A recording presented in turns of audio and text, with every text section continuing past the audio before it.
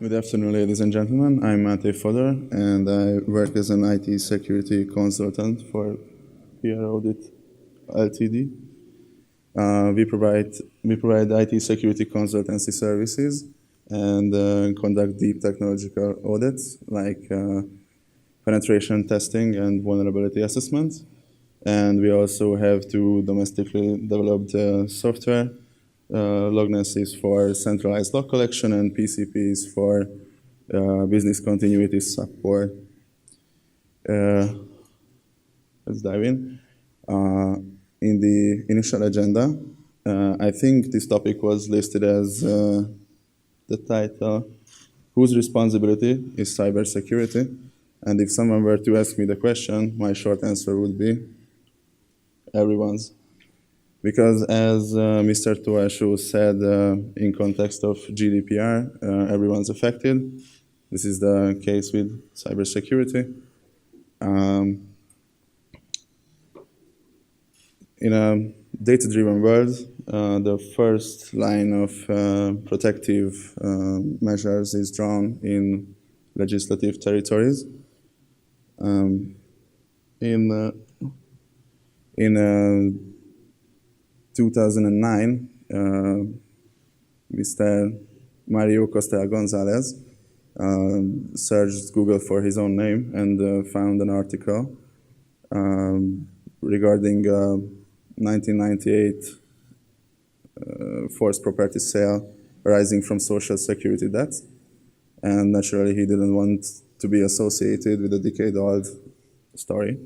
So he asked the newspaper La Vanguardia to remove the article, but they wouldn't do it because it was posted on a ministry order. So next he went to Google to delist it from the searches, which they did not consent to. And long story short, the final decision was in the hands of the High Court of Spain, with the help of the Court of Justice of the European Union. And they ordered Google to delete the listings. Precedents like these, which led to the conclusion that with the dramatical changes in technology, regulations have to change as well. And this is what led to the birth of General Data Protection Regulation, whose predecessor was the General Data Protection Directive, but I think you're all familiar with it because a few people talked about these prior to my presentation. So just let me tell you that, I'm sorry, that if personal data processing is involved, then the General Data Protection Regulation is a must to comply with. And let's expand the scope a bit, because feasting on information may lead to choking on a bone, right? And we want to avoid that. That is why I brought some practical examples where cybersecurity was not working on the level it was supposed to. First off, the Swedish Leak. It happened actually 3 years ago, but was realized only last year. The Swedish government, more specifically, the Swedish Transport Agency contracted IBM for an IT maintenance job, and somehow along the way, they accidentally uploaded their whole user database to cloud servers and mailed the access to anyone who subscribed to it. So millions of Swedish citizens were exposed, I mean their personal data, including individuals under witness protection programs, secret military unit members, and every information on every vehicle in the country. Next up, Equifax. It is one of the three biggest credit information companies in the USA, and last year they made a mistake when they neglected to patch up a patch flaw, which was fixed in a package months earlier, which resulted in 140 million people personal data being revealed, and about 200,000 people's credit card information as well. Also, last year, Target was breached as well through one of their contractors. One of the contractors' users opened the mail and clicked on a link, and as they had access to Target's billing systems, the malicious content of the mail activated and helped the attackers recover the billing system access and and led them to be able to infect almost all of Target's POS terminals. And every time a customer went shopping with their credit cards, their credit card information was stolen, and it makes up for about 40 million users. The two last examples are a bit more far-fetched because they're not exactly related to personal data. Docs.com was Microsoft's public sharing service where you could share your documents through Microsoft Word just by one click. And it's a great idea to be able to share with friends and colleagues the documents you're making in an easy way.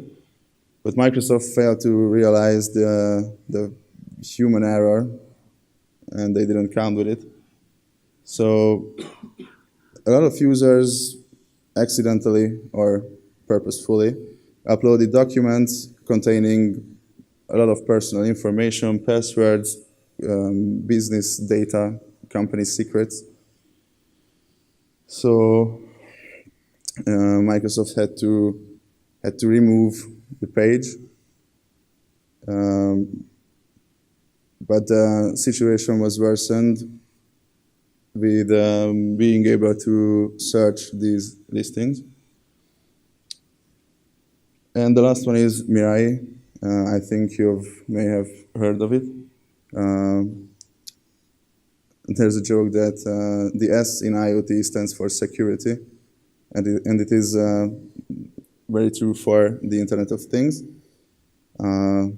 In 2016, the hacker group, or individual, I think group, was able to build the biggest botnet of the history by connecting together more than 200,000 IoT devices, which is crucial because many data producers rely on IoT-based enablers to produce their data.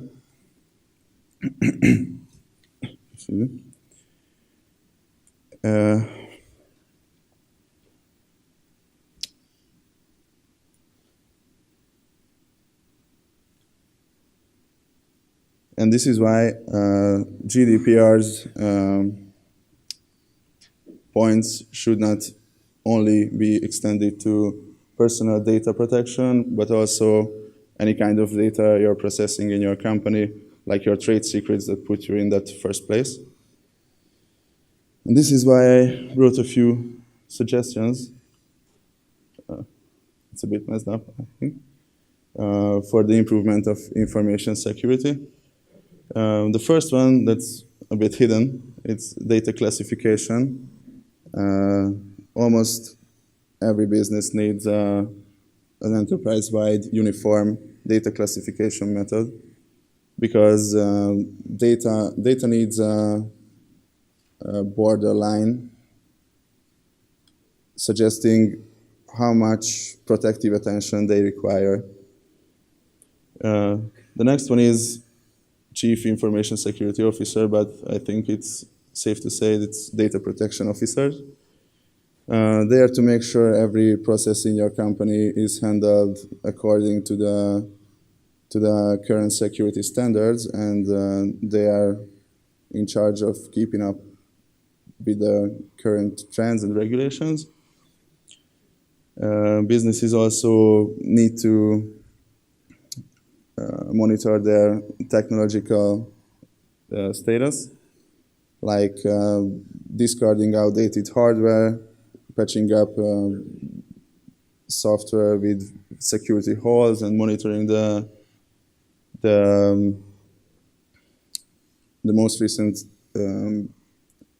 fixes, and also monitoring the systems as well for bugs and glitches and anything that could be abused by malicious attackers. The next one is monitoring. Businesses and business leaders should always be in the idea of knowing what exactly happens in their company security-wise. And this is why centralized logging systems and real-time alerting is a very highly recommended procedure you should implement. Security systems, I think, are part of almost every country's basic security regulations, because in the recent years, buzz around viruses and malicious pieces of code, like the most feared ransomware, spread like wildfire.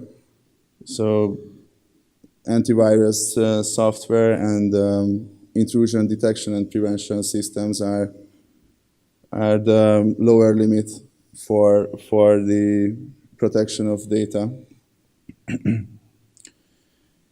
Access management is important from the point of view that if an attacker could get hold of a user of your company, they should not be able to modify anything that the given user should not be able to. This is why we use the rule of least privilege. So if a user with the basic privileges loses their access or gives out their credentials, the damage done to the data that your company handles would be minimized. And last in the list, but I think the most important is raising security awareness, because nowadays human factor is still the weakest link in security, because more than half of security breaches occur through social engineering attacks, or at least they are preceded by them. And they strive for bringing users to take actions they wouldn't normally do by abusing their naivete. So I think security awareness trainings are also a must, and this is not the whole list. So there's much more to implement in the interest of security. And I think my time is up.